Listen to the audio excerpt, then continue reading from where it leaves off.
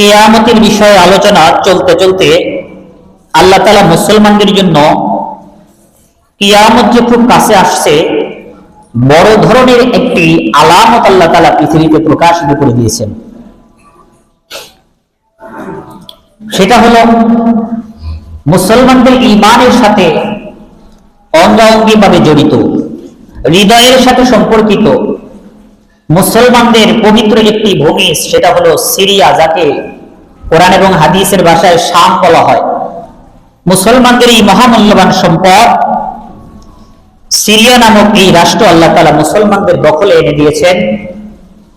Syria মুসলমানদের দখলে আসা এটাও কিয়ামতের একটি আলামত। যেহেতু আমরা কিয়ামতের আলামত সম্পর্কে আলোচনা শুনতেছিলাম, এই কারণে আমরা সিরিয়া সম্পর্কে কোরআন এবং হাদিসের ভাষ্যগুলো সম্পর্কে জানব এবং ওই রাষ্ট্র সম্পর্কে আমাদের ঈমানের ব্যাপারে কি দায়িত্ব কর্তব্য রয়েছে সেগুলো সম্পর্কে আমরা শুনব। আমাদের করণীয় সম্পর্কে জেনে সেগুলো আমরা পালন করার চেষ্টা করব ইনশাআল্লাহ। আপনারা জানেন, গত কয়েকদিন আগেই আল্লাহ তাআলার মনোনীত সিংহ, যা দুনিয়ার মধ্যে পৃথিবীর কোন শক্তিকে পরোয়া না করে আল্লাহর দ্বীনকে দুনিয়ার মধ্যে বিজয়ী করার জন্য সদা সর্বদাই লড়াই করে চলছেন, যাদের সম্পর্কে আল্লাহর রাসূল অনেক আগেই ঘোষণা দিয়ে দিয়েছেন, সত্যের ঘোষণা, লা তাজালু তাইফাতুম মিন উম্মতি মানসুরিন, এই পৃথিবীতে একটি দল সদা সর্বদা বিজয়ী থাকবে, আল্লাহর দুশমনদের বিরুদ্ধে যুদ্ধ করবে, লা ইয়াদুররুহুম মান খাযালাহুম, তাদেরকে কেউ পরাজিত করতে পারবে না। আল্লাহর যারা দুশমন আছে, যারা আল্লাহর দলকে অপমানিত করতে চায়, তারা তাদের কোনো ক্ষতি করতে পারবে না। ওই দলটি সদা সর্বদা কুফফারের বিরুদ্ধে লড়াই করবে, আল্লাহর দ্বীনকে বুলন্দ করবে, এই পৃথিবীতে কুফরি শক্তিকে নির্মূল করার জন্য সদা সর্বদা লড়াই করে যাবে। আল্লাহর রাসূল বলেছেন, হাত্তা তাকুমাস সাআহ, কিয়ামত পর্যন্ত আল্লাহর একটি দল থাকবে পৃথিবীতে, যারা সদা সর্বদা কুফফারের বিরুদ্ধে যুদ্ধ করবে। সারা পৃথিবীর সকল উলামায়ে কেরামের মতে, কোরআন এবং হাদিসের বিশ্লেষণে ওই দলটি আজকে মুসলমানদের হৃদয়ের সাথে সম্পর্কিত সিরিয়া বা শাম নামক এই দেশকে দখল করেছে। আলহামদুলিল্লাহ। সিরিয়া দখল হওয়া এটা পৃথিবীর সব মুসলমানদের আনন্দের বিষয়।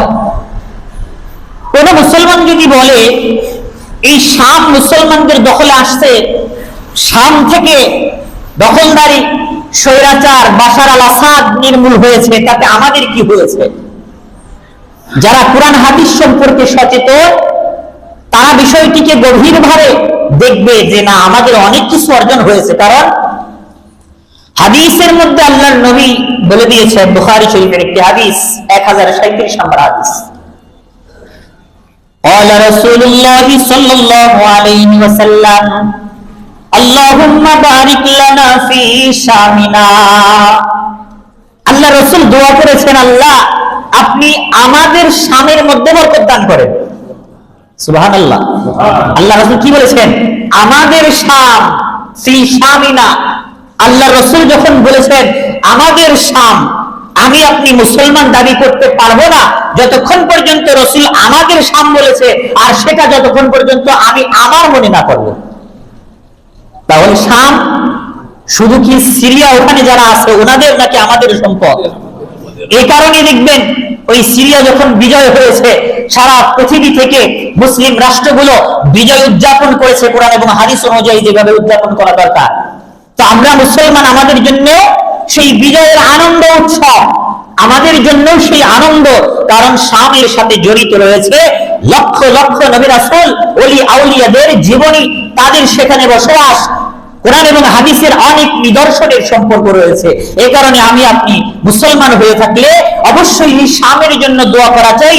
শামে যারা যুদ্ধ করে এই দেশকে, যারা আল্লাহ এবং রাসূলের ভবিষ্যৎবাণী অনুযায়ী মুসলমানদের দখলে এনেছেন, অবশ্যই তাদের পক্ষে থাকা উচিত।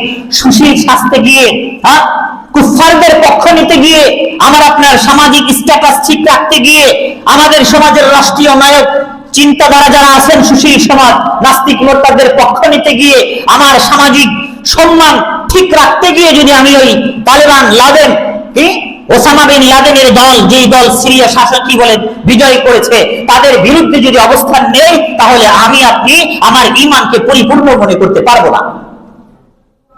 সিরিয়া, এটা নিয়ে কেন আমাদের এত আবেগ? এক নম্বর আবেগ হলো, কোরআনের মধ্যে আল্লাহ তাআলা সূরা বনী ইসরাঈলের প্রথম আয়াতে বলেছেন, সুবহানাল্লাযী আসরা বিআবদিহি লাইলাম মিনাল মাসজিদিল হারাম ইলাল মাসজিদিল আকসাল্লাযী বারাকনা হাওলাহু লিনুরিয়াহু মিন আয়াতিনা। এই আয়াতটি আল্লাহর রাসূলের মিরাজের সাথে সম্পর্কিত। আল্লাহ বলেছেন, মহামহিমাময় ওই সত্তা যিনি তার বান্দাকে রাতের মধ্যে মসজিদে হারাম থেকে নিয়ে মসজিদুল আকসা পর্যন্ত সফর করিয়েছেন। এরপরে আল্লাহ বলেছেন, আল্লাযী বারাকনা হাওলাহু, মসজিদুল আকসা কোথায়? সেটা হলো সিরিয়া, ফিলিস্তিন। এখন বলবেন সিরিয়া ফিলিস্তিন, তৎকালীন সময়ে সিরিয়া বা শাম বলতে অনেকগুলো রাষ্ট্রের সমন্বয়ে গঠিত ছিল। এখন তো সেটা বিভক্ত হয়ে গেছে। ফিলিস্তিন, জর্দান, লেবানন,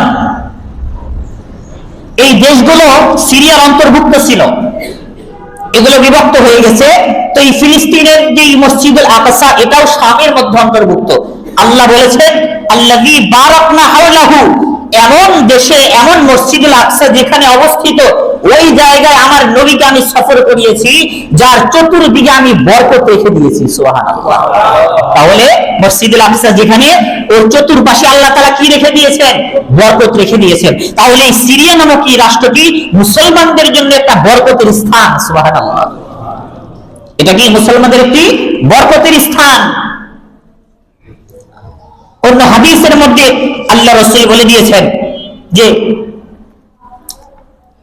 ইলা ফাসাদা আহলুশ শাম ফালা খায়রা ফীকুম। তিরমিজি শরীফের হাদিস, যে এই শামের মধ্যে যখন,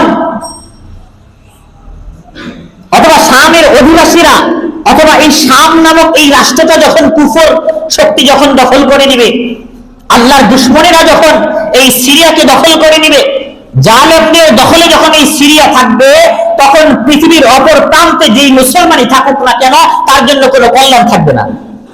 আল্লাহ রাসূল কি বলেছেন? ইযা ফাসাদা আহলুশ শাম, শামের লোকেরা যখন বিভ্রান্ত হয়ে যাবে, শামের অধিবাসীরা যখন ঈমান হারাতে শুরু করবে, তখন পৃথিবীর অপর প্রান্তে আরাম আয়েশে কোনো মুসলমান বসবাস করলেও তার জন্য কোনো কল্যাণ নাই। তার জন্য কি নাই? কোনো ধরনের কল্যাণ নাই। তাহলে আল্লাহ রাসূল বলেছেন, শামের কল্যাণ মানে তোমার কল্যাণ, তুমি যেই প্রান্তের মুসলমানই হও না কেন। এই সিরিয়ার কল্যাণ, সিরিয়ার বিজয় মানে তোমার বিজয়, যদি তুমি মুসলমান হও। এখন শামের মুসলমানেরা মার খাচ্ছে। দীর্ঘ প্রায় 54 বছর বাশার আল আসাদ আর তার পিতা হাফিজ আল আসাদের দখলে ছিল এই সিরিয়া। যদিও তাদের নাম মুসলমানের, কিন্তু তারা পুরাই ইহুদিদের পুতুল ছিল। সেই 1971 সাল থেকে নিয়ে এই পর্যন্ত 2024 সাল পর্যন্ত সিরিয়ায় প্রায় মুসলমানদের যেই জুলুম নির্যাতন করা হয়েছে, এই দুই বাপ বেটা মিলে 6 লক্ষ মুসলমানদেরকে হত্যা করা হয়েছে। কত মুসলমান? 6 লক্ষ মুসলমানদেরকে হত্যা করেছে এই জালেম স্বৈরাচার শাসকরা।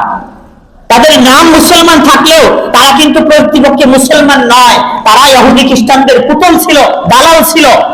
আল্লাহর রহমতে, আল্লাহর সিংহদের মাধ্যমে এই সিরিয়া নামক এই রাষ্ট্রকে বাশার আল আসাদ আর তাদের দোসরদের হাত থেকে আল্লাহ রক্ষা করেছেন। আর আল্লাহ তাআলা আল্লাহর রাসূলের মাধ্যমে পৃথিবীর মানুষকে জানিয়ে দিয়েছেন, যেই দিন এই সিরিয়া মুসলমানদের দখলে আসবে, তারপরেই কিয়ামত চলে আসবে। কারণ এই সিরিয়া মুসলমানদের দখলে আসার সাথে সাথেই ইহুদিরা মাথাচাড়া দিয়ে উঠবে, খ্রিস্টানরা মাথাচাড়া দিয়ে উঠবে, আল্লাহর দুশমনেরা মাথাচাড়া দিয়ে উঠবে। কারণ হলো, হাসরের ময়দানে এটা হবে হেডকোয়ার্টার, মৃত্যুর পরে, কিয়ামতের পরে। আর কিয়ামতের আগে যেই মহাযুদ্ধ শুরু হবে এই পৃথিবীতে, মুসলমান এবং নন মুসলিম, আল্লাহর দুশমন আর আল্লাহর বন্ধুদের মধ্যে পৃথিবীতে বিশাল একটি যুদ্ধ হবে, যাকে ইতিহাসের ভাষায় তৃতীয় মহাযুদ্ধ বলা হয়। ওই তৃতীয় মহাযুদ্ধের মধ্যে এই সিরিয়া হবে মুসলমানদের হেডকোয়ার্টার। যখন এক দেশ আরেক দেশ, যখন দুই দেশ মিলে যুদ্ধ লাগে, তখন তো এক দেশের সৈনিকরা ভাবে কিভাবে তাদের ঘাঁটিগুলো দখল করা যায়। তো এটা মুসলমানদের হেডকোয়ার্টার। তো অমুসলিমরা চাইলে মুসলমানদের এই হেডকোয়ার্টার গোড়া যেন নড়বড় হয়ে যায়, এটাকে যেন তছনছ করে দেওয়া যায়। এই কারণে এই সিরিয়া নিয়ে তাদের যত মাথা ব্যথা। এখন যেহেতু সিরিয়া মুসলমানদের দখলে আসছে, আল্লাহর সিংহদের মাধ্যমে বিজয় লাভ করেছে, এখনই যুদ্ধ হবে, চূড়ান্ত যুদ্ধ, তৃতীয় মহাযুদ্ধ। তৃতীয় মহাযুদ্ধের সূচনা হবে আমাদের এই উপমহাদেশ থেকে। ইতিপূর্বে আপনারা শুনেছেন হিন্দুস্তান, গাজওয়াতুল হিন্দ। এই তৃতীয় মহাযুদ্ধে যেই খণ্ড যুদ্ধগুলো হবে অমুসলিমদের সাথে, এই যুদ্ধগুলোর মধ্যে নেতৃত্ব দিবে আমাদের নেতা ইমাম মাহদী। ইমাম মাহদী এই যুদ্ধগুলোর ক্ষেত্রে নেতৃত্ব দিবেন। আর এই হিন্দুস্তান, বাংলাদেশ, পাকিস্তান আর ভারত, এই তিনটি রাষ্ট্র মিলে যাকে উপমহাদেশ বলা হয় হিন্দুস্তান, এখানে হবে অন্তর্বর্তীকালীন হেডকোয়ার্টার। এখানেও ইমাম মাহদী আসবেন, এখান থেকেই দাজ্জালের বিরুদ্ধে যুদ্ধ শুরু হবে। অলরেডি কিন্তু এই উপমহাদেশে যুদ্ধ শুরু হয়ে গেছে। আপনারা যারা সকাল বিকাল চাখানার চালুষ্টালে বসে বসে টিভির সিনেমায় যখন সিরিয়াল দেখেন, টিকটকার যখন এই নাস্তিক মুরতাদদের দেওয়া মগজ ধুলাই করার মতো নিউজ যখন আপনারা শোনেন, আপনারা কতটুকু মুসলমানদেরকে নিয়ে ফিকির করেন আমি জানি না। মুসলমানদের ইতিহাস, ঐতিহ্য আর ভবিষ্যৎ সম্পর্কে কতটুকু আপনারা ফিকির করেন আমি জানি না। কিন্তু আপনারা এখনই সচেতন হন। টিভির সিনেমায় ওই স্ক্রিনে শুধুমাত্র নাটক ফাটক আর দেখে এগুলো সময় নষ্ট না করে আমার আপনার ঈমান কিভাবে টিকিয়ে থাকবে। সামনে একটি মহাযুদ্ধ আসতেছে, ওই মহাযুদ্ধের মধ্যে আপনার অবস্থান কোন দিকে হবে? আপনার অবস্থান কি ইহুদি, খ্রিস্টান আর মুনাফিকদের পক্ষে হবে, নাকি এই মহাযুদ্ধে ইমাম মাহদীর দলদের অন্তর্ভুক্ত হবে? এই চিন্তা ফিকির করার সময় কিন্তু এখনই। যুদ্ধ যখন লেগে যাবে তখন কিন্তু সময় পাবেন না। এই মহাযুদ্ধ যখন লেগে যাবে, এই উপমহাদেশে হিন্দুস্তানের যুদ্ধের ক্ষেত্রে তিনটি দল, মুসলমানদের তিনটি দল হবে, তিন দলে বিভক্ত হবে। এক দল হবে মুনাফিক, এক দল কি হবে? মুনাফিক হবে। ওই বাকি দুই দলে যেই লোক থাকবে ওর চাইতে কয়েক গুণ বেশি লোক থাকবে এই মুনাফিকদের শ্রেণীতে। মুনাফিক কাকে বলা হয়? বাহিরে ফিটফাট, ভিতরে সদরদার, এনাকে বলা হয় মুনাফিক। যেমন মনে করেন আমাদের সমাজে এরকম ভালো মানুষ আছে অনেক, যারা নামাজ পড়ে, টুপি পরে, দাড়িও আছে, জুব্বা পরে, সমাজের মধ্যে তাকে হাজী সাহেব অথবা পীর সাহেব বলে। কিন্তু যখনই আল্লাহর বিধানের কথা আসে, কিন্তু যখনই সংসদে আল্লাহর বিধান কায়েম করার কথা আসে, যখনই উলামা ইকরাম দ্বীন বুলন্দের কথা বলে, যখন সমাজের মধ্যে ইসলাম কায়েমের কথা বলে, তখন ওই হাজী সাহেব আর ওই পাগড়ি পরা ওই পীর সাহেবের মাথা তখন ধরে যায়, আগুন ধরে যায়, তখন তার কলিজা ছিঁড়তে শুরু করে। এরকম বড় মুসলমান আছে না নাই? আছে। কিন্তু সমাজের মধ্যে নামাজ পড়ে, কিন্তু যখনই তার সামনে তাফসীরের কথা বলবেন, যখনই তার সামনে সমাজে কোরআনের আদেশ বাস্তবায়নের কথা বলবেন, তখনই বলবে এইগুলো কি আর এই সমাজে চলে? ডিজিটাল স্মার্ট যুগ, কোরআন হাদিসের এই আইন কানুন কি এখন মানা যায়? এখন কত আধুনিক যুগ, এগুলো একটু স্মার্ট হতে হবে না আমাদেরকে? হুজুররা সেই পড়ে আছে পুরান যুগে। এই চিন্তা ভাবনা যদি কোনো মুসলমান করে, ওই মুসলমান হাজারো বার হজ করলেও তার জিন্দেগিতে হজের কোনো দাম নাই। কিয়ামতের দিন ওই ফিরাউন আর হামানের সাথে হতে হবে। এই কারণে সাবধান। নামাজ রোজাই শুধু সলিউশন নয়, নামাজ রোজাই শুধু আপনার ঈমানের পরিচায়ক নয়। নামাজ রোজা এগুলো তো বাহ্যিক ইবাদত। যখন আপনি রাষ্ট্রের মধ্যে আল্লাহর ঈমানের কথা বলবেন, সমাজের মধ্যে যখন কোরআন বাস্তবায়নের কথা বলবেন, এই বাস্তবায়ন করতে গিয়ে নিজের শরীরে রক্ত ঢালতে হয়। আপনি শুধু নামাজ কালামের মাধ্যমে সমাজের মধ্যে শুধু নামাজই সাজতে চাচ্ছেন, নাকি হৃদয়ের একটু রক্ত ক্ষয় করতে চাচ্ছেন? এটা আমার আল্লাহ দেখতে চান। এই কারণে মুনাফিক কাকে বলা হয়? যাদের বাহিরে এক অবস্থা, ভিতরে আর এক অবস্থা। যারা নাম কি অবস্থায় আব্দুর রহমান, আব্দুর রহিম, আব্দুল্লাহ, আব্দুল করিম নাম রাখছে, কিন্তু কাজে কর্মে ওই ইসলামী বেশভূষার কোনো মিল নাই, এদেরকে বলা হয় মুনাফিক। এখন আপনি গবেষণা করে দেখেন, আমার আপনার মসজিদে মুসল্লিদের মধ্যে আপনি খেয়াল করে দেখেন কয়জন মুসলিম আছে আর কয়জন মুনাফিক আছে। এই মহাযুদ্ধের মধ্যে আমার তো মনে হয় শতকরা 5 জন টিকবে কিনা জানি না, বাকি 95% ওই মুনাফিকদের দলে চলে যাবে। মুনাফিকরা যখন মহাযুদ্ধ লেগে যাবে, তখন ওই মুনাফিকরা ইহুদি খ্রিস্টানদের টাকা খেয়ে তাদের পক্ষে চলে যাবে। আজকাল এই শ্রেণীর মানুষ নাই? সুশীল সমাজ আমাদের মুসলমানদের মধ্যে, নেতাকে তাদের মধ্যে নাই? বহু আছে। এদের গদি ঠিকানের জন্য, এদের সামাজিক স্ট্যাটাস ঠিক রাখার জন্য, এদের নেতাগিরি ঠিক রাখার জন্য, মানুষের কাছে একটু আসন পাওয়ার জন্য দেখবেন এদের দিনকে বিসর্জন দিয়ে দেয়, এদের ঈমানকে বিসর্জন দিয়ে দেয়। ওই যে সমাজের মধ্যে যারা মনে করেন এলিট শ্রেণীর আছে, যারা শিক্ষিত সুশীল সমাজ, তাদের পক্ষে গিয়ে দাঁড়ায়। এরা হলো মুনাফিকদের শ্রেণী। মহাযুদ্ধের সময় এরা মুনাফিক হয়ে যাবে আর ইহুদি খ্রিস্টানদের টাকা খেয়ে তাদের পক্ষে চলে যাবে, পলায়ন করবে। কিয়ামতের দিন এদের হাসর নাসর হবে ইহুদি খ্রিস্টান আর ফিরআউন হামানের সাথে। আর দ্বিতীয় দল হবে আল্লাহর দুশমনদের সাথে যুদ্ধ করতে করতে ওই দ্বিতীয় দলটি মারা যাবে, যারা হবে শহীদ।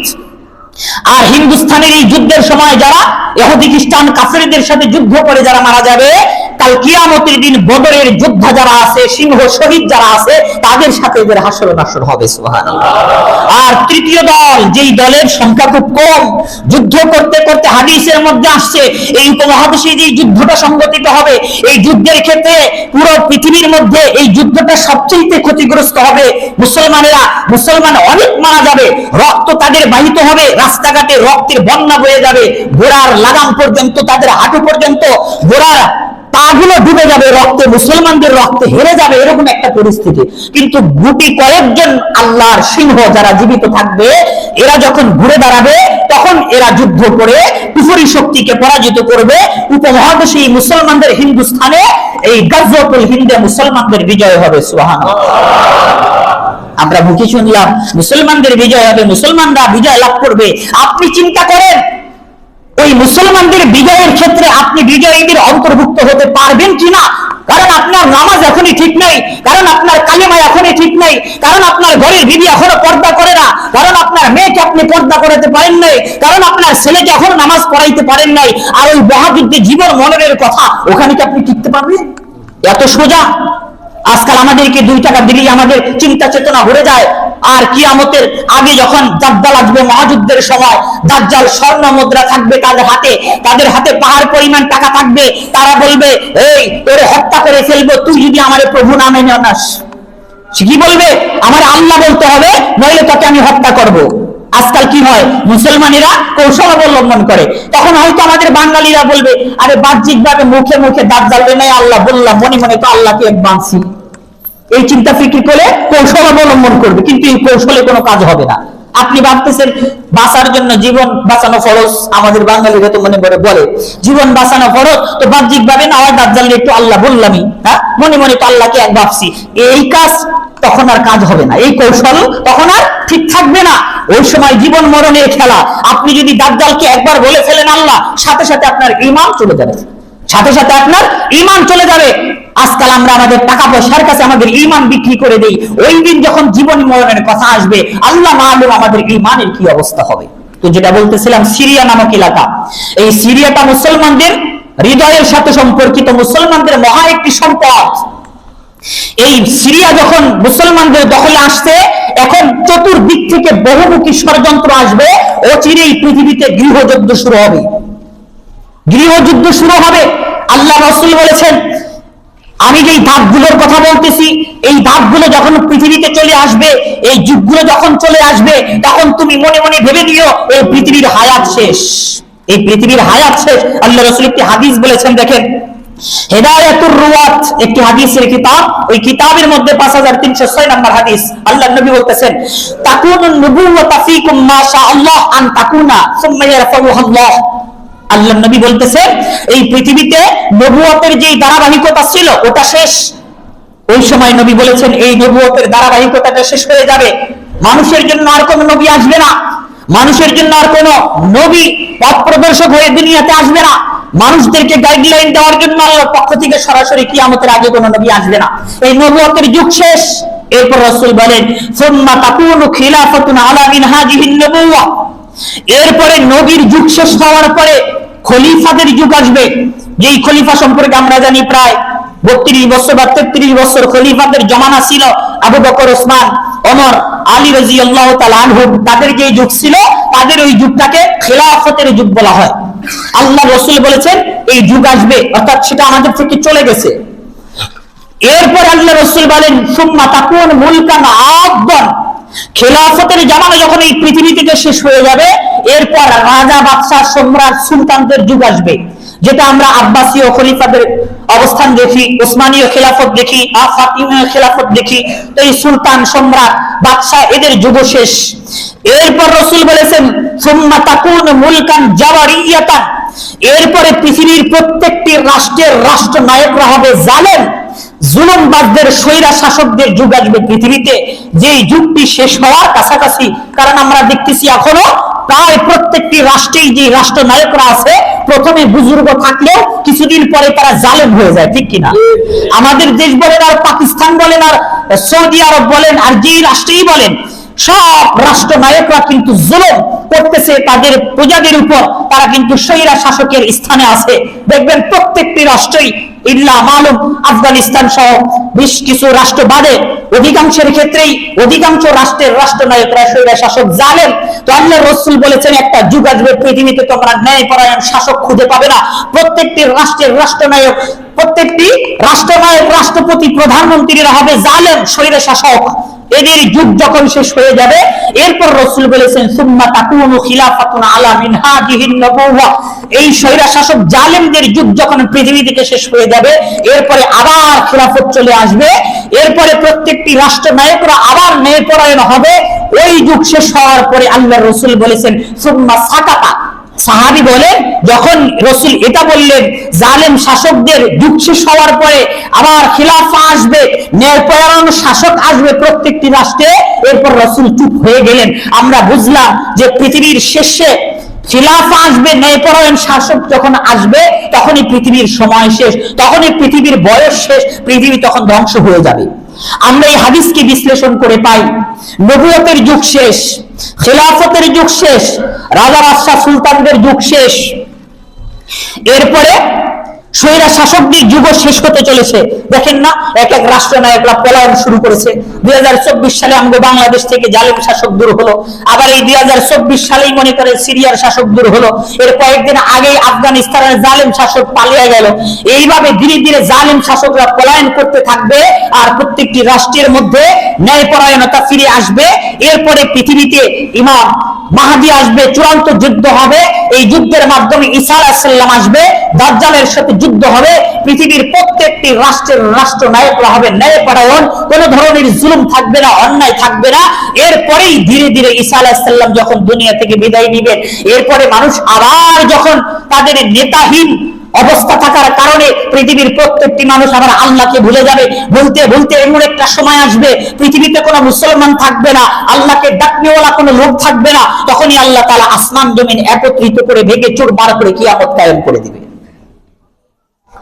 সর্বোপরি কথা হলো এই যে সিরিয়া, এটা যে বিজয় হয়েছে, এটা হলো কিয়ামতের একটি আলামত। আল্লাহর নবী বলেছেন যখন মুসলমানদের দখলে এই সিরিয়া আসবে, শাম আসবে, এরপরেই ঈসা আলাইহিস সালাম আসবে, ইমাম মাহদী আসবে, চূড়ান্ত যুদ্ধ হবে। হয়তো এই যুদ্ধের পরে যেটা যুদ্ধে আমাদের অর্জন হয়ে গেছে সিরিয়া, অথবা ইসরায়েল তাদের দোসর আল্লাহর দুশমনেরা যে এইভাবে সিরিয়ার উপর হামলা চালাচ্ছে, আল্লাহ না করুন সিরিয়া আবার তাদের হাতে চলে যেতে পারে, আবার তাদের সাথে যুদ্ধ করে সিরিয়া আবার আনা লাগতে পারে। সেই যুদ্ধের পরে নাকি এই যুদ্ধের পরে ঈসা আলাইহিস সালাম আসবে। সিরিয়া একটি পবিত্র ভূমি, এই পবিত্র হওয়ার অনেকগুলো কারণ আছে। সেখানে লক্ষ লক্ষ নবী রাসূলরা আগমন করেছে, সেখানে পৃথিবীকে টিকিয়ে রাখার জন্য আল্লাহর পক্ষ থেকে মনোনীত 40 জন আবদাল থাকে, আল্লাহর ওলি থাকে সিরিয়া নামক এলাকায়। একজন মারা যায়, আরেকজনকে আল্লাহ পাঠায়। এই শাম নামক এলাকায় 40 জন আবদাল আছে, যাদের বরকতে পুরো পৃথিবী টিকে আছে। এই সিরিয়ার মুসলমানেরা যদি সুস্থ থাকে, পৃথিবীর সব মুসলমানেরা সুস্থ থাকবে। আর এদের উপরে যদি জুলুম থাকে, এদের উপরে যদি জুলুম হয়, আমি অপর প্রান্তে সুশীল শাস্তে গিয়ে যদি বলি আরে ওই দেশে যা হচ্ছে হচ্ছে সেটা তাদের ব্যাপার, তাহলে আমার আপনার ঈমান পরিপূর্ণ কিন্তু থাকবে না। তাদের ব্যথা মানে আমার ব্যথা, তাদের বিজয় মানে আমার বিজয়, এটা যদি আমি গ্রহণ করতে না পারি, তাহলে আমি পরিপূর্ণ মুসলমান হতে পারবো না। বহুমুখী ষড়যন্ত্র হচ্ছে মুসলমানদের বিরুদ্ধে, মুসলমানদের এদেরকে দাঁড় করানোর সুযোগ দিচ্ছে না। মুসলমানেরা একদিক দিয়ে এস্টাবলিশ হয়, একদিক দিয়ে প্রতিষ্ঠিত হয়, তার চতুর্দিক থেকে বহুমুখী ষড়যন্ত্র হয়। আমাদের বাংলাদেশে মনে হয় সবচেয়ে বেশি ষড়যন্ত্র। ইসলামপন্থীরা একটু জাগ্রত হলেই তার বিরুদ্ধে মুসলমান নামদারি মুনাফিক মিডিয়ারা দাঁড়ায় যায়, সুশীল সমাজেরা দাঁড়ায় যায়। এই যে দেখেন কয়েকদিন আগে যশোরে যেমন সাজো, যেমন খুশি তেমন সাজো অনুষ্ঠানে, সেখানে তো সব ধরনের সাজগোজের অনুমতি আছে। আপনি জঙ্গি সাজতে পারবেন, আপনি মৌলবী সাজতে পারবেন, আপনি সন্ত্রাসী সাজতে পারবেন, যেমন খুশি তেমন সাজ অনুষ্ঠানে। সেখানে আমাদের কিছু মুসলমান ভাইয়েরা, মাদ্রাসার ছাত্ররা, হামাসের যোদ্ধা, যারা মুসলমানদের পক্ষে অমুসলিমদের বিরুদ্ধে, কুফরি শক্তির বিরুদ্ধে যুদ্ধ করতেছে, তাদের একটু বেশভূষা ওই মনে করেন কাগজ দিয়ে কাঠ দিয়ে একটু বন্দুক বানায় তাদের মতো একটু বেশভূষা ধারণ করছে। এতেই মনে করেন পৃথিবী সহ এমনকি আমেরিকাও চলে গেছে, তাদের মাথা গরম হয়ে গেছে। এই মুসলমানেরা, আমাদের এই কষ্টিদের কাগজের টুকরোয় বন্দুক দিয়েই যদি তারা এত ভয় পায়, আমাদের আসল বন্দুক হাতে নিয়ে তোরা পায়খানা করে দিবে, ঠিক কিনা? আমাদের বাংলাদেশের নাস্তিক মোতাদের কিন্তু পিছনে কিন্তু আগুন লেগে গেছে, ওটা নিয়ে বহুমুখী আন্তর্জাতিক পত্রিকায় আসছে। তো ষড়যন্ত্র হবে, এদেরকে দাঁড় করাতে দিবে না। এই যে আমাদের তাবলীগ নিয়ে যে ষড়যন্ত্র হচ্ছে, আল্লাহু আকবার। নয়া দিগন্ত পত্রিকার মধ্যে ভয়ঙ্কর একটি পত্রিকায় ভয়ঙ্কর একটি তথ্য আসছে, এই তাবলীগ নিয়ে ষড়যন্ত্র অনেক আগে থেকেই শুরু হয়েছে। এর মধ্যে কিছু নাস্তিক মোত্তাকার ইহুদি খ্রিস্টানদের এজেন্টদেরকে ঢুকাইয়া দিছে, যেন এই আল্লাহর মনোনীত এই বান্দারা আল্লাহর এই জমিনের মধ্যে দিন কায়েমের চেষ্টা করতেছে, মানুষকে কালিমার দাওয়াত দিচ্ছে, আর এটার মাধ্যমে তো মুসলমানেরা শক্তিশালী হচ্ছে। এটাকে দাঁড় করানো যাবে না, এটাকে দাঁড় করতে দেওয়া যাবে না, এদেরকে কিভাবে নষ্ট করা যায় সেই ষড়যন্ত্র করতেছে। এর মধ্যে অনেক অমুসলিমদের কি বলেন গোপন গোয়েন্দারা এর মধ্যে ঢুকে গেছে। তারা বড় বড় পীরসাদ সাই যায়, তারা বড় বড় মনে করেন ওই সাদিয়ানি যাদেরকে আমরা বলি, যখন সাদিয়ানির সাদের বিরুদ্ধে আমাদের আন্দোলন হয়েছিল, তখন কিন্তু প্রমাণ মিলেছিল এই সাদ সাহেব ইসরায়েল গিয়েছে, তার ইসরায়েলের ভিসা আসছে।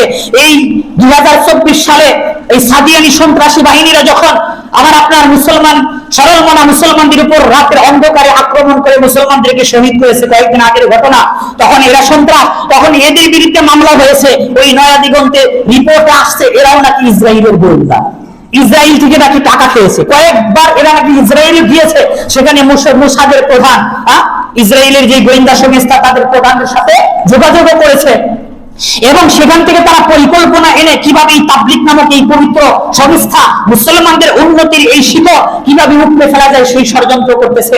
তাদের এই অপশক্তিকে, তাদের এই অপরিকল্পনাকে, মুসলমানদের বিরুদ্ধে তাদের এই ষড়যন্ত্রকে আমাদের রুখে দিতে হবে। আজকাল আমি তাবলীগ পছন্দ করি না, আমি জামাত ইসলাম করি, আমি আহলে হাদিস করি, অথবা আমি সুন্নি করি, আমি তাবলীগকে পছন্দ করতে নাও পারি, হয়তো তাদের সাথে আমার কিছু মতবাদের পার্থক্য রয়েছে, তাদের সাথে শাখাগত কোনো মাসালায় পার্থক্য রয়েছে, আমি এই বলে পাশ কেটে যাব, আর আমি তো আহলে হাদিস করি, আর আমি তো জামাত ইসলাম করি, আর আমি তো সুন্নি করি, তাবলীগের সাথে ঝামেলা হয়েছে, ওটা হয়েছে তাতে আমার কি হয়েছে, এরকম চিন্তা ভাবনা? নাকি সে আমার মুসলমান ভাই, তাদের মতের সাথে আমার পার্থক্য, কিন্তু এটা আপনি অস্বীকার করতে পারবেন না। এই পৃথিবীর মধ্যে সবচেয়ে বেশি মুসলমান হচ্ছে, মানুষ ঈমানের পরিচয় পাচ্ছে কিন্তু তাবলীগের মাধ্যমে। এই তাবলীগটাকে নষ্ট করার জন্য সারা পৃথিবীর মধ্যে আন্তর্জাতিকভাবে কুফরি শক্তি লেগে গেছে। এদের ষড়যন্ত্রকে রুখে দিতে হবে। এদের যে প্রোপাগান্ডা রয়েছে মিডিয়ার মধ্যে, টিভি চ্যানেলগুলোতে দেখবেন ঢালাওভাবে মুসলমানদের বিরুদ্ধে কথা বলা হয়, মুসলমানদেরকে আক্রমণ করলে তখন এই মিডিয়াগুলো আর সরব হয় না, তখন এই টকশোগুলো আর গরম হয় না। এই যে মুসলমানেরা হত্যা হইল, এই যে চট্টগ্রামে কয়েকদিন আগে বৈষম্য বিরোধী ছাত্র আন্দোলনের একজন নেতা শহীদ হয়েছে, সেগুলো নিয়ে কোনো ধরনের টকশো নাই, সেগুলো নিয়ে কোনো ধরনের মিডিয়ায় কোনো শোরগোল নাই।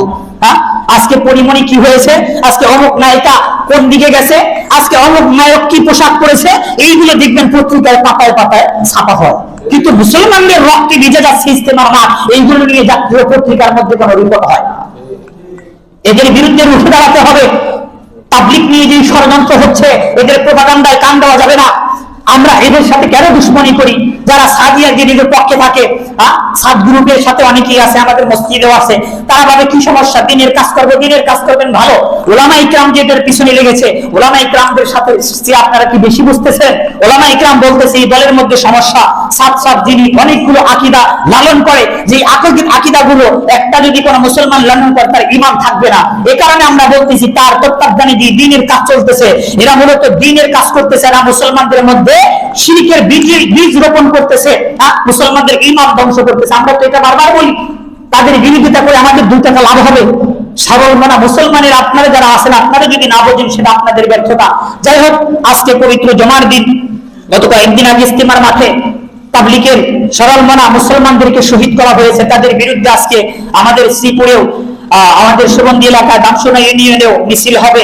গতবারের মতো আগে আমরা ইসলামের দুশমনদের বিরুদ্ধে যেভাবে মিছিল করেছি, প্রতিবাদ করেছি, সেইভাবে আজকেও ওই সাদিয়ানীদের বিরুদ্ধে, ওই সন্ত্রাসদের বিরুদ্ধে আমাদের মিছিল হবে, আন্দোলন হবে। যারা আপনাদের সুযোগ আছে আপনারা অংশগ্রহণ করবেন, সেখানে উপস্থিত হবেন। আপনার যতটুকু শক্তি আছে তাদের বিরুদ্ধে রুখে দাঁড়াইতে হবে। আপনি ভাবতেছি তাতে কি হয়েছে, কিন্তু এই ষড়যন্ত্র কিন্তু ইহুদি খ্রিস্টানদের ষড়যন্ত্র। এরা দেখবেন আপনি নামাজ পড়তেছেন, আপনাকে বাধা দিবে না, কারণ আপনি নামাজের মাধ্যমে আরেকজনকে উত্থানের চেষ্টা করতেছেন না। যেই সংস্থা মুসলমানদের, যেই শক্তি, ভালো করে মনে রাখবেন, মুসলমানদের যেই শক্তি, যেই সংস্থা, যেই কার্যক্রম আরেকজন মুসলমানকে উঠায়া দেয়, ওই ষড়যন্ত্র, ওই সংস্থা আর ওই আন্দোলন আর ওই পরিকল্পনাকে ইহুদি খ্রিস্টানরা বেশি ভয় পায়। আপনি নামাজ পড়তেছে, আপনাকে বাধা দিবে না। মসজিদ হাজার হাজার বানান, আপনাকে বাধা দিবে না, বরং তারাই আরো মসজিদ করে দিবে। এই যে মডেল মসজিদ গুলো করছে, হাজার হাজার মসজিদ ইহুদি খ্রিস্টানরাও করে দেয়। কারণ এতে মুসলমানদের যে ইমানি শক্তি, এটা বাড়বে না, মসজিদের সংখ্যা বাড়তেছে, আমাদের মুনাফিকদের পরিমাণ বাড়তেছে। বরং তারা ভয় পায় কিসে? যখন মসজিদের দিকে লোক আনার পরিকল্পনা মুসলমানদের যখন সরব হয়, মুসলমানদের ওই সংস্থা যখন শক্তিশালী হয়, যে সংস্থার কারণে আরেকজন মুসলমানদের ঈমান পাকাপোক্ত হয়, ওই সংস্থাকে ইহুদি খ্রিস্টানরা বেশি ভয় পায়। হাজার হাজার ওয়াজ মাহফিল হচ্ছে, ওয়াজ মাহফিল গুলোর ক্ষেত্রে ইহুদি খ্রিস্টানরা বাধা দিবে না, বাধা দিবে আপনার মাদ্রাসাকে। কারণ ওয়াজ মাহফিল এই মানুষ মনে করেন চিরাচারিত অভ্যাস অনুযায়ী শোনে, এটার মাধ্যমে যখন শুনে আসে ফজরের নামাজে পড়ে না। কিন্তু মাদ্রাসাগুলোকে তারা দমনের চেষ্টা করতেছে, কারণ এই মাদ্রাসা থেকে মুজাহিদ তৈরি হয়। কারণ এই মাদ্রাসা থেকে একটি সমাজকে ইসলামাইজেশন করার জন্য মুজাহিদ তৈরি হয়। কারণ এই মাদ্রাসা থেকে আল্লাহর সিংহদের তৈরি হয়, যারা পৃথিবীর বিভিন্ন প্রান্তে ছড়িয়ে পড়ে মুসলমানদিকে জাগ্রত করবে, ইহুদি খ্রিস্টানদের বিরুদ্ধে তাদেরকে জাগ্রত করবে। এ কারণে মাদ্রাসা নিয়ে তাদের যত মাথা ব্যথা। মাদ্রাসার ছাত্ররা টেপ দিয়ে, কষ্টিক দিয়ে, কাঠ দিয়ে যখন খেলনা অস্ত্র বানায়, যখন তারা একটু প্রদর্শন করে, এটাই তাদের মাথা ব্যথার কারণ হয়ে যায়। আর ভার্সিটি গুলোতে যখন আমরা দেখি, সুশীল সমাজ যখন দেখি প্রকাশ্যে পিস্তল নিয়ে আরেকজন মানুষকে মেরে ফেলে, তখন কিন্তু তাদের পাশায় একটু আগুন লাগে না। বুঝতেছেন তো চিন্তা ভাবনাটা? মাদ্রাসা নিয়ে তাদের এত মাথা ব্যথা কেন? তো এই কারণে আমাদেরকে জাগ্রত হতে হবে। আমরা মুসলমান, আমার মতের গরমিল থাকতে পারে, আমার চিন্তাধারার গরমিল থাকতে পারে, আমি আহলে হাদিস হতে পারি, আমি আওয়ামী লীগ হতে পারি, আমি বিএনপি হতে পারি, আমি জামাত ইসলাম হতে পারি, কিন্তু এক কালেমার ক্ষেত্রে, এক নবীর ক্ষেত্রে আমরা সবাই ভাই ভাই, ঠিক কিনা? সাধারণত মাসালার ক্ষেত্রে তাবলীগের অনেকের বিরোধ থাকতে পারে, কিন্তু আপনি এটা অস্বীকার করতে পারবেন না, এই পৃথিবীর মধ্যে মসজিদের মুসল্লিদের সংখ্যা বাড়াইছে কিন্তু এই তাবলীগ। আপনি খোঁজ নিয়ে দেখেন, আপনার নামাজি ভাব আর বই লেখার চিন্তা ভাবনা নিয়ে কয়জনকে আপনি মসজিদে আনতে পারছেন? আর এই কালিমার দাওয়াত দিয়ে এরা নিজের খায়, নিজের পুটলি বেঁধে বেঁধে রাস্তাঘাটে ঘোরে। আপনার কি মনে হয় নিজের টাকা পয়সা খরচ করতেছে? আপনার কাছ থেকে তো কোনো কিছু চায় না। আপনার কি মনে হয় এমনি এমনি এরা কষ্ট করে? এরা নিজের ইমানের জন্য, মুসলমানদের জন্য এরা টাকা পয়সা খরচ করতেছে। আল্লাহ আমাদেরকে বুঝার তৌফিক দান করুন, আল্লাহ আমাদেরকে হকের সাথে থাকার তৌফিক দান করুন, আল্লাহ আমাদেরকে সর্বদাই আল্লাহর দ্বীনের সাথে জড়িত থাকার তৌফিক দান করুন। সর্বক্ষেত্রে এই পৃথিবীতে ধেয়ে আসছে মহাযুদ্ধ, সেই যুদ্ধের জন্য নিজেকে প্রস্তুত করার তৌফিক দান করুন, ঈমান আমাদেরকে পাকাপোক্ত করার তৌফিক দান করুন। সমাজের মধ্যে সামাজিক ভাবে চতুর্পাশে যেই গুনাহের সয়লাব চলতেছে, চতুর্দিক থেকে ইহুদি খ্রিস্টানদের ষড়যন্ত্র আমাদের দিকে ধেয়ে আসছে, আল্লাহ তাআলা যেন সেই সকল ষড়যন্ত্র আমার অন্তরের মধ্যে না ঢুকাইয়া দেন, আমার ঈমানকে যেন নষ্ট না করেন।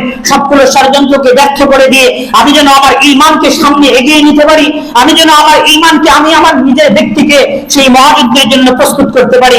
ইমাম মাহদী আসছে, আমরা শুনছি ইমাম মাহদীর দল সদা সর্বদা বিজয়ী হবে। আমি এই খুশিতে ঘরে বসে থাকলাম, আমি নামাজের ব্যাপারে যত্নবান হইলাম না, আমি ভাবলাম ইমাম মাহদী আসলে তখন যুদ্ধে অংশগ্রহণ করব। এত সোজা না। আগে থেকে যদি ট্রেনিং না থাকে, হঠাৎ করে আপনি অস্ত্র ধরে কি সবকিছু শেষ করে ফেলবেন? আগে থেকে ট্রেনিং থাকতে হবে। এখন ভাববেন হুজুর এখন কি অস্ত্র কিনে আমি ট্রেনিং দেব? এই ট্রেনিং সেই ট্রেনিং না, বাহ্যিক অস্ত্রের ট্রেনিং না, এটা ঈমানের ট্রেনিং। আপনি ভালো করেই জানি, আমরা এই সমাজের মধ্যে অনেক আসি আরবিটা ভালো করে পড়তে পারি না, কিন্তু ঈমানটা ভালো আছে, কোনো মতে শুদ্ধ করে কোরআন পড়তে পারি। কিয়ামতের দিন কবরে যখন আমরা যাব, কবরের মধ্যে আরবিতে প্রশ্ন করবে না? তখন আরবিতে প্রশ্ন করলে আমি যদি আরবি ভাষা না জানি, ওই সময় আমি আরবি উত্তর প্রশ্ন কিভাবে বুঝবো? আপনাকে দুনিয়া থেকে আরবি ভাষা শিখার প্র্যাকটিস করতে হবে না। যেগুলো ফরজ বিধান কোরআন শুদ্ধ করে পড়তে পারলেই কিয়ামতের কবরে যখন যাবেন, আল্লাহ অটোমেটিকলি আপনাকে অস্ত্র ধরার মতো তৌফিক দান করে দিবেন। ওই সময় আরবি ভাষা আপনার মুখ থেকে এমনি বের হয়ে যাবে। তো এই মহাযুদ্ধ আসতেছে, এই মহাযুদ্ধের জন্য বাহ্যিক ট্রেনিং না দিলেও আপনার ভিতরে ঈমানের ট্রেনিং থাকা চাই। ওই ট্রেনিং যদি থাকে, আপনার বাহ্যিক অস্ত্র ওই সময় আল্লাহ ব্যবস্থা করে দিবে। এই কারণে আমাদের কি ইমাম মাহদীর দলের অন্তর্ভুক্ত হওয়ার জন্য ঈমানের প্র্যাকটিস করতে হবে। এই বর্তমান সমাজের মধ্যে ইহুদি খ্রিস্টানদের ষড়যন্ত্র, তাদের ঈমান বিধ্বংসী যে কার্যক্রমগুলো আছে, সে বিষয়গুলো থেকে আমাদেরকে বিরত থাকতে হবে। মুসলমান ভাইদেরকে জাগ্রত করার জন্য আমাদের ঈমানের দাওয়াত দিতে হবে। আমার আপনার ঘর সামলাইতে হবে, আমার আপনার ছেলে মেয়েকে সামলাইতে হবে। আমি শুধু নামাজ পড়লেই কিন্তু হবে না, আমার আপনার দায়িত্ব একটি সমাজকে দাঁড়ায় করানো। আমার আপনার সমাজ, আমার